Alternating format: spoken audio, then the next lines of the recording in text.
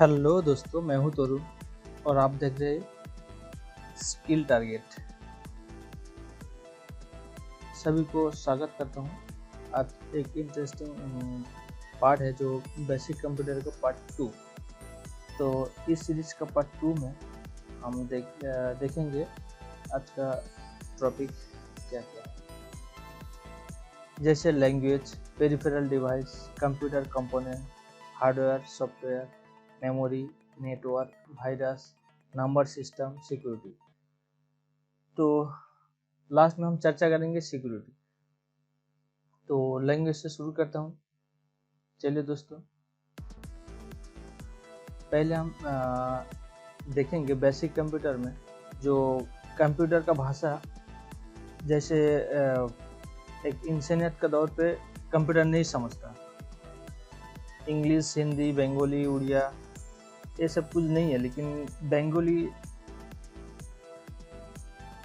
हिंदी अलग किस्म का लैंग्वेज होता है। कंप्यूटर का एक लैंग्वेज होता है जो 0-1 सिग्नल, तो उसी को हम लैंग्वेज बोलते हैं। तो कंप्यूटर जो भाषा समझता है, जो यूजर इनपुट देता है, इस हिसाब से नहीं है। कंप्यूटर इस भाषा को कन्वर्ट करके अपने आप सीपीयू में प्रोसेस करता है और जो रिजल्ट मिलता है वो अलग इन्फॉर्मेशन में कन्वर्ट हो जाता है। तो कंप्यूटर का इनपुट एंड प्रोसेस और आउटपुट देने का दौरान जो एक अंडरस्टैंडिंग होता है मशीन लेवल लैंग्वेज में, तो उसको कंप्यूटर लैंग्वेज बोला जाता है। तो कंप्यूटर लैंग्वेज जैसे कि 3 हिस्सा में बांटा गया है, जैसे कि लो लेवल लैंग्वेज जो मशीन लैंग्वेज होता है फर्स्ट जनरेशन में था, 0 एंड बाइनरी डिजिट। तो सेकेंड जो जनरेशन आया है मिडिल लेवल लैंग्वेज, मतलब असेंबली लेवल लैंग्वेज। और थर्ड जनरेशन में जो चेंज हुआ हाई लेवल लैंग्वेज, एक प्रोग्रामिंग लेवल लैंग्वेज में बन गया। प्रोग्रामिंग लैंग्वेज बोले तो जो कोई वेबसाइट एप्लीकेशन हम अभी बनाने सक्षम है, तो ये होता है प्रोग्रामिंग लेवल लैंग्वेज। तो इस सब्जेक्ट में अगर किसी को ज़रूरत है तो ज़रूर मेरे को कमेंट करना, तो मैं कोशिश करूँगा ये वीडियो कंप्लीट बनाने की। तो ये वीडियो ज़्यादा बड़ा नहीं होने के कारण मैं कट करके जा रहा हूँ। जैसे अगर किसी को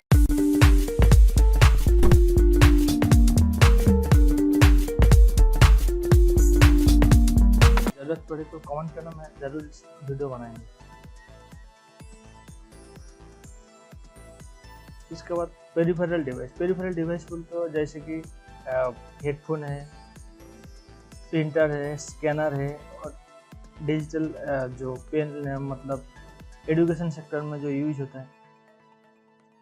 गेम है, गेम खेलने का, और स्क्रीन है, जैसे कि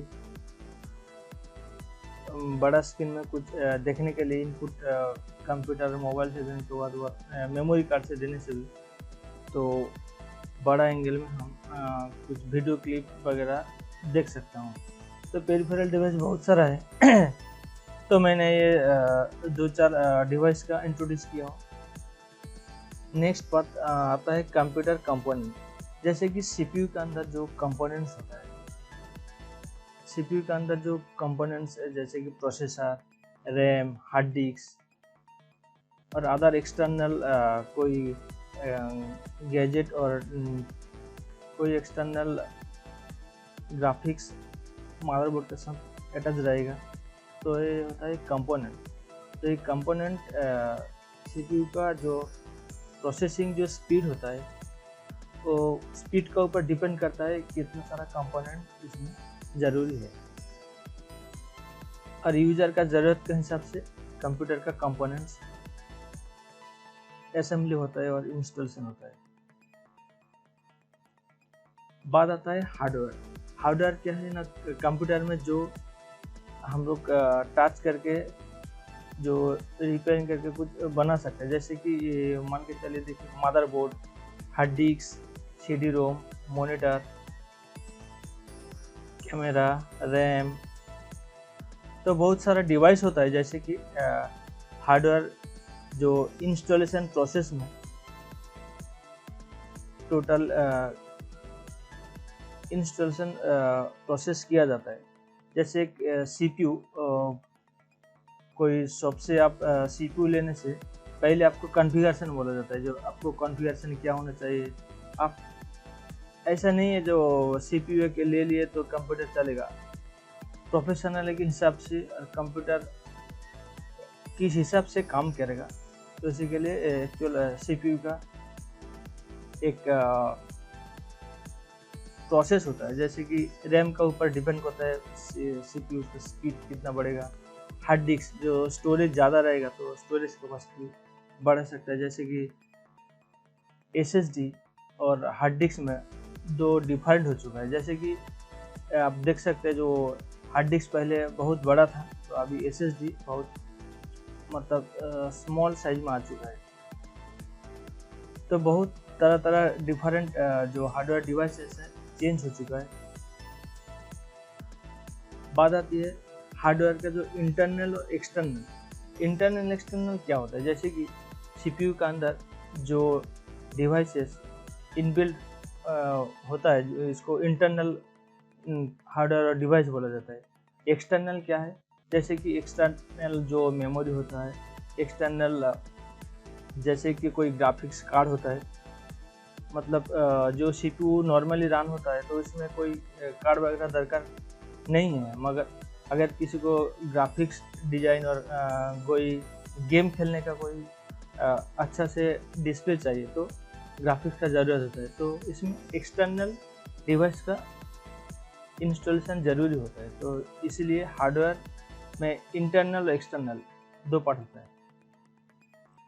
चलता हूँ सॉफ्टवेयर में। सॉफ्टवेयर क्या है, एक सिस्टम सॉफ्टवेयर और एप्लीकेशन सॉफ्टवेयर दोनों में अंतर अलग है। जैसे कि सॉफ्टवेयर में कुछ इंस्ट्रक्शन दिया जाता है कंप्यूटर को काम करने के लिए। जैसे कि कंप्यूटर तो ऐसा कुछ एप्लीकेशन होता है, जैसे कि मान के चले कोई नोटपैड और कुछ टाइपिंग वगैरह काम होता है, तो इसमें एक एप्लीकेशन पार्ट का काम होता है। और सिस्टम सॉफ्टवेयर बोले तो जैसे कि अब पूरा विंडो और 10 XP ये सब सॉफ्टवेयर में काम होता है। जैसे कि डिवाइस को कंट्रोल करने के लिए माउस से हम क्लिक करता हूँ, तो क्लिक करने से टोटली सिस्टम कंट्रोल हो सकता है। जैसे कि एक किताब में बहुत सारा लाइंस लिखा हुआ जाता है, तो सेम एक सिस्टम सॉफ्टवेयर में बहुत सारा प्रोग्रामिंग जो कोड होता है, तो इसी हिसाब से कोड मतलब इंस्ट्रक्शन दिया जाता है, जो इंस्ट्रक्शन कॉम्बाइन करके एक सॉफ्टवेयर बनाया जाता है। तो सॉफ्टवेयर में जैसे कि एप्लीकेशन सॉफ्टवेयर होते हैं और सिस्टम सॉफ्टवेयर होते हैं। तो एप्लीकेशन सॉफ्टवेयर में जैसे example internet browser, MS office, और सिस्टम सॉफ्टवेयर में जैसे कि विंडोज 7, 8, 10, एंड्रॉयड, मैक, ये होता है सिस्टम सॉफ्टवेयर। आगे चलता हूँ मेमोरी क्या है, जो मेमोरी हर कुछ स्टोरेज करके रखता है, मगर फिर भी प्राइमरी मेमोरी, सेकेंडरी मेमोरी।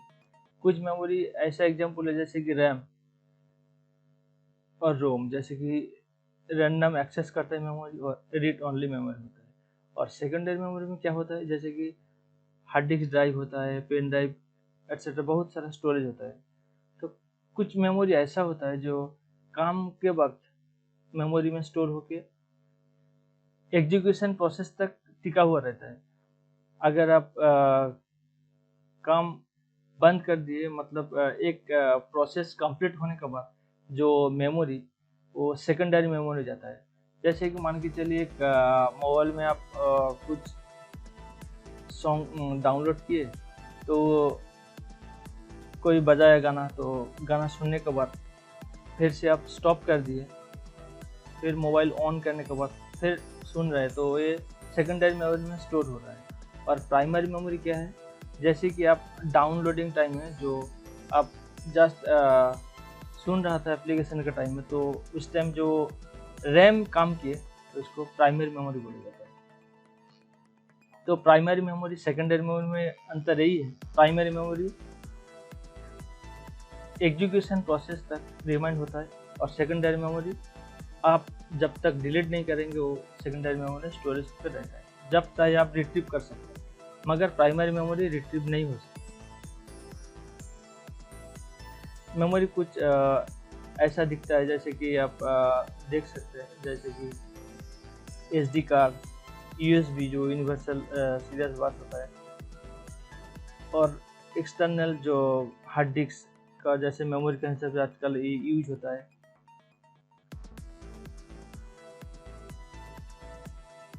बात आता है नेटवर्क। ये नेटवर्क क्या है?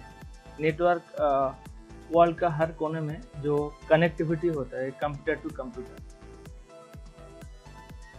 कोई भी कंप्यूटर, सेकंड कंप्यूटर और थर्ड फोर्थ, ऐसे कि आप जितना नंबर लगाएंगे तो कंप्यूटर से कंप्यूटर कनेक्ट होता है नेटवर्किंग से। तो ये नेटवर्किंग क्या है, तो अगर कुछ कमेंट करेंगे तो मैं ज़रूर इसके लिए वीडियो बनाएंगे, मगर अभी बेसिक जो सिस्टम है, जो नेटवर्क क्या होता है ना, कंप्यूटर से कंप्यूटर रिलेटेड होता है। अब कुछ इंफॉर्मेशन आपका कंप्यूटर में नहीं है तो सेकंड कंप्यूटर से आपको इंफॉर्मेशन चाहिए, तो जैसे कि आजकल वेबसाइट का सुविधा में आप नेटवर्किंग के जरिए आप कोई भी रिट्रीव हो सकता है, जब जानकारी आपको मिल सकता है। मान के चलिए सबका, हर इंसान तो सब नॉलेज लेके नहीं आता है, मगर किसी को जैसे कि एक इंसान से दूसरा इंसान कनेक्टेड होता है, तो मतलब एवरी कंप्यूटर से कनेक्टेड रहेगा, दैट्स होता है नेटवर्क। नेटवर्क जो सर्वर होता है मशीन का तरफ होता है, मगर देखने में कुछ अलग होता है। आप मान के चलिए जो कंप्यूटर अलग है, मोबाइल अलग है, दूसरा जो डिवाइसेस है डिफरेंट जगह पे है, मगर स्टोरेज और कनेक्टिविटी सभी को एक्सेस मिलता है, तो ये होता है नेटवर्क। अब बारी आता है वायरस। वायरस क्या होता है दोस्तों? वायरस एक्चुअल एक प्रोग्राम है। ये प्रोग्राम क्या करता है, जैसे कि एक सिस्टम प्रोग्राम और एप्लीकेशन प्रोग्राम को वो एरर करा देता है, जैसे कि वो 0-1 जो सिग्नल होता है लैंग्वेज, तो वायरस क्या होता है ना, जो 0-1 सिग्नल को कन्वर्ट कर देता है, जैसे 0 को 1 बना देता है, 1 को 0 बना देता है, तो ये बन जाता है वायरस। और ये एप्लीकेशन एक बार रन होना स्टार्ट हो गया तो कंटिन्यू तो रन होता रहेगा, तो वायरस कंटिन्यू इफेक्टेड होता रहेगा, कोई भी मशीन और कोई भी प्रोग्राम। जैसे कि ये वायरस कोई हार्डवेयर को आगे खा नहीं जाता है, मगर ये कंप्यूटर सिस्टम को डिस्टर्ब करता है। जैसे कि कोई सिस्टम रन कर रहा है तो वायरस अगर एप्लीकेशन में है तो वो कंप्यूटर रन नहीं करेगा, शटडाउन हो जाएगा, स्लो चलेगा, तो बहुत सारा प्रॉब्लम आएगा। तो सिस्टम सॉफ्टवेयर से क्लियर होने से तो वायरस क्लियर हो सकता है।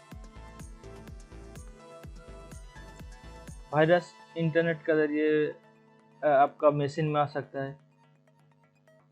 अगर कुछ डाउनलोड पॉपअप साइट में भी वायरस होता है, अगर प्रोटेक्ट करने वाला कोई कुछ एंटीवायरस नहीं रहता तो वायरस इफेक्टेड हो सकता है।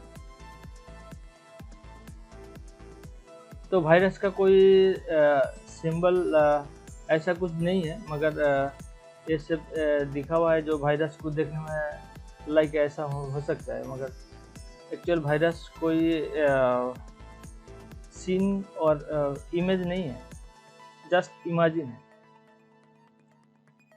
नंबर सिस्टम, ये नंबर सिस्टम क्या होता है? जैसे number system plus minus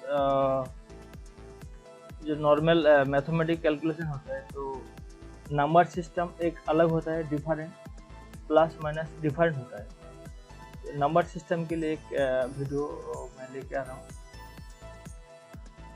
security, last तक मैं बोला था, जो सिक्योरिटी क्या है, एक सिक्योरिटी अगर नहीं रहेगा तो आपका डेटा का स्टोरेज वो डिलीट हो सकता है, कोई लेके भाग सकता है, मगर सिक्योरिटी नहीं रहेगा तो टोटल सिस्टम कंप्लीट आपको नहीं मिलेगा। जैसे कि एक पीसी, इसमें ऑपरेटिंग सिस्टम है, अगर विदाउट सिक्योरिटी नहीं रहेगा तो कोई भी आके ओपन करके कुछ डेटा डिलीट कर सकता है, मॉडिफाई कर सकता है, तो इसमें एक्यूरेसी नहीं रहेगा। तो इसी के हिसाब से सिक्योरिटी हर जगह में होना चाहिए। तो साइबर जो सिक्योर्ड होता है, मतलब आपका इमेज दूसरा कोई जगह में अब इमेज यूज हो सकता है, कॉपीराइट वेरियस टाइप का अब ये सिक्योरिटी प्रोसेस हो चुका है। जैसे इंटरनेट, एप्लीकेशन, सिस्टम, सॉफ्टवेयर, हर जगह में सिक्योरिटी होना ज़रूरी है। तो सिक्योरिटी के लिए फिर एक अलग वीडियो लेके आ रहा हूँ। तो दोस्तों, आज का वीडियो में इतना ही। अगर ये वीडियो में कुछ आपको सीख मिली तो ज़रूर लाइक बनता है। अगर ये वीडियो अच्छा नहीं लगा तो डिसलाइक ज़रूर करना। अगर ये वीडियो का अंदर कोई भी पार्ट छूट गया है तो मुझे ज़रूर कमेंट करके बताना, तो मैं कोशिश करूँगा नेक्स्ट टाइम एक वीडियो बनाने के लिए।